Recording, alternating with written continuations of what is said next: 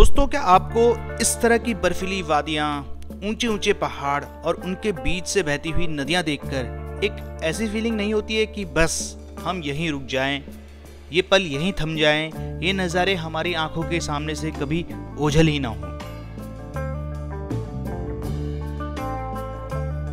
नमस्कार दोस्तों, मेरा नाम है संजय डबराल। आप देख रहे हैं द हिमालयन डायरी और ऐसी ही वादियों से रूबरू कराने के लिए मैं आपको लेके चलता हूँ उत्तराखंड के चोपता, तुंगनाथ और चंद्रशिला की यात्रा पर। दोस्तों, अगर अभी तक आपने चोपता का नाम नहीं सुना है तो आप गूगल सर्च करके देख सकते हैं, तो आपको रिजल्ट आएगा Chopta mini Switzerland of Uttarakhand.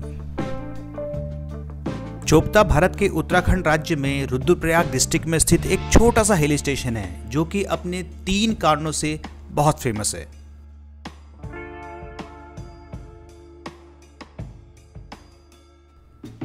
Number 1, Chopta से मात्र 3 किलोमीटर का ट्रैक करके आप पहुंच सकते हैं तीर्थीय केदार तुंगनाथ जी के मंदिर।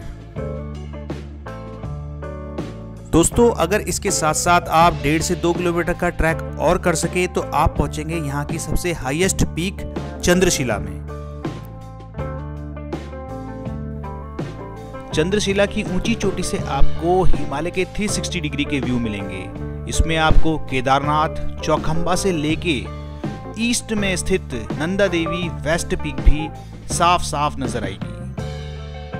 दूसरा कारण जिसके लिए चोपता फेमस है वो है यहाँ के हरे भरे घास के मैदान, जिन्हें कि उत्तराखंड में बुग्याल बोला जाता है। गर्मियों के मौसम में जहाँ पूरा भारत गर्मी से धधक रहा होता है, वहीं यहाँ चोपता में तन और मन को सुकून देने वाली एक ठंडक रहती है।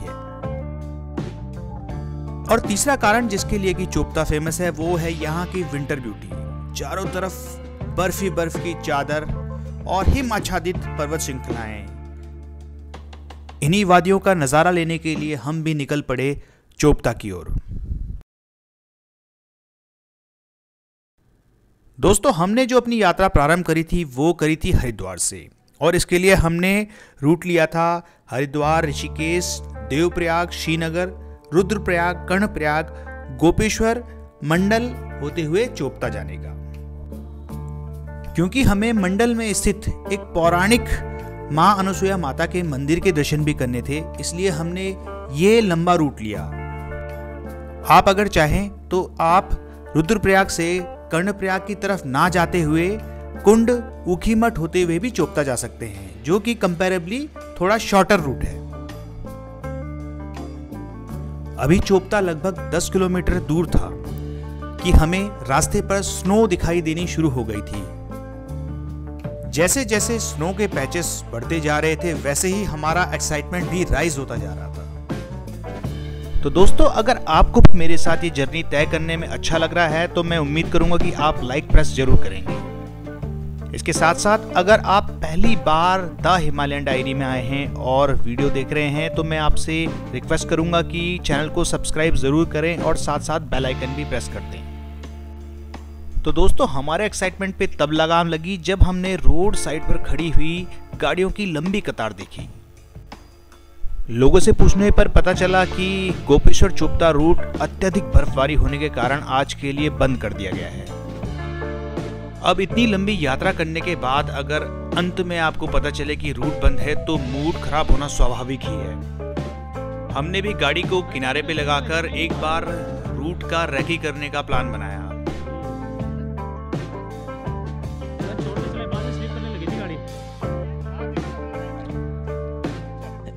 गाड़ी तेज चला रहे ना तब दिक्कत है, स्लो चलाओ कोई दिक्कत नहीं है। तो दोस्तों, हम हैं चोपता से 10 किलोमीटर पहले। रास्ता बहुत खराब है, गाड़ी स्लिप हो रही थी। जैसे तैसे करके हम लोग यहाँ तक पहुंचे हैं। थोड़ा वॉक करने के बाद हमें पता चला कि स्नो मेल्ट होने के कारण आइस क्रस्ट जमा हो गया है पूरी सड़क पर, जिसके कारण कि अब हिल में गाड़ी स्लिप होके पीछे की तरफ आ रही है। फर्स्ट गियर पे धीरे धीरे फर्स्ट गियर। अब यहाँ पर हमें डिसीजन लेना था कि हमें रिस्क लेते हुए गाड़ी को आगे चढ़ाना चाहिए या फिर हमें पीछे घर वापसी कर लेनी चाहिए। बिल्कुल क्लच छोड़ के। इतना टाइम और एफर्ट्स लगा के हम यहाँ तक तो पहुँच गए थे और अब हमारा पीछे जाने का भी मन नहीं था, तो हम लोगों ने आगे बढ़ने का निश्चय कर लिया। First truck bus. और अब सुन, छोड़ दो, क्लच छोड़ दे, चाहे हल्की चल रही चलने दे, बस हल्की चल रही चलने दे, क्लच छोड़ के रख बस। क्लच बिल्कुल भी मत ले, हाँ क्लच भी मत ले। हाँ, हम लोग अलग अलग जुगाड़ और अलग अलग तरह की ड्राइविंग स्किल का यूज करते हुए धीरे धीरे आगे बढ़ते रहे।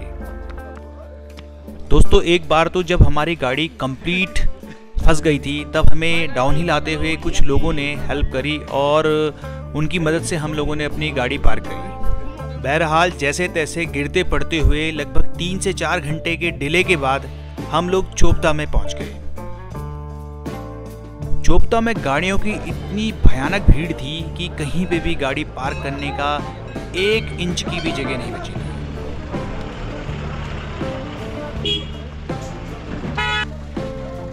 बड़ी मुश्किल के बाद में हमें एक पार्किंग स्पेस तो मिल गया, पर वो बहुत ही ज्यादा स्लिपरी था और डाउनहिल था।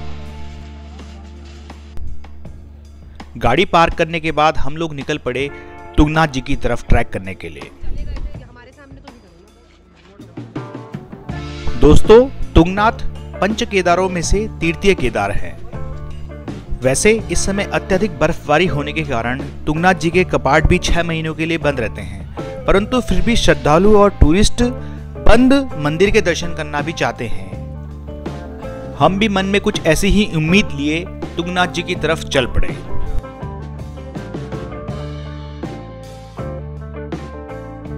दिन के लगभग 3 बज चुके थे और पहाड़ों में सर्दियों के मौसम में सूर्यास्त 5 बजे के लगभग हो जाता है। चटक धूप के बीच में सफेद बर्फ की चादर और चारों तरफ बुरांश के जंगल एक लाजवाब दृश्य बना रहे थे।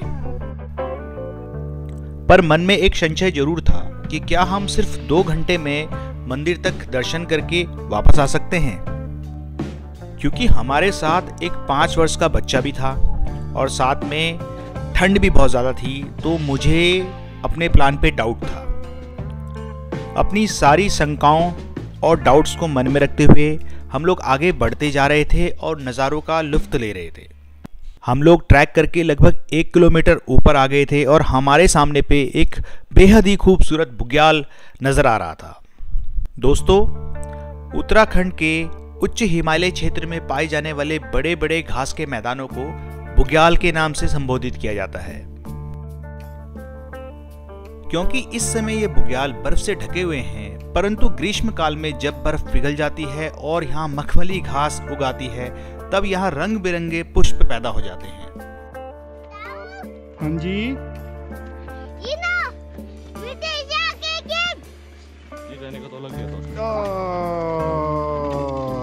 पापा को मारो मारो मारो मारो मारो। इतनी अच्छी वादियां और नज़ारे देखकर जहां हमारा मन प्रफुल्लित होता है, वहीं एक छोटे से बालक के मन में कौतूहल और खेलने की इच्छा जागृत होना कोई अचंभित वाली बात नहीं है।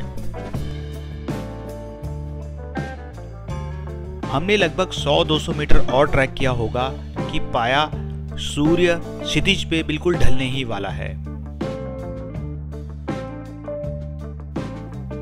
चोपता की वादियों में एक स्वर्णिम छटा सी बिखर गई थी। हो सकता है शायद मैं शब्दों के माध्यम से चोपता की सुंदरता को बयान न कर पाऊं, परंतु आप स्वयं मेरी इस वीडियो फुटेज में देख सकते हैं। कुदरत पे छाई हुई ये स्वर्णिम छटा एक तरफ मन को लुभा भी रही थी और दूसरी तरफ हमें वापस जाने का इशारा भी कर रही थी।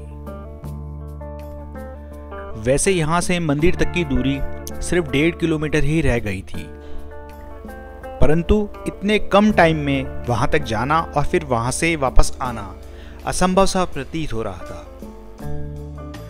तो सभी परिस्थितियों का आकलन करते हुए हम लोगों ने यही निश्चय किया कि हमें यहीं से वापस लौट जाना चाहिए। अपने मन में, आंखों में और कैमरे में जितना हो सके उतना नज़ारों को कैद करते हुए हमने धीरे धीरे नीचे उतरना शुरू कर दिया। वैसे मैंने पहले भी 3 बार चोपता से तुंगनाथ और चंद्रशिला की यात्राएं करी हैं। उन्हीं पुरानी यात्राओं के कुछ दृश्यों के साथ में मैं आपको छोड़ जाता हूं।